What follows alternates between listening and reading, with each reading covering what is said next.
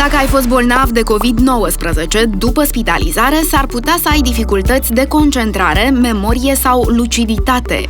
Pentru început, trebuie să știi că este normal să te simți așa în perioada de recuperare și să înțelegi că este temporar.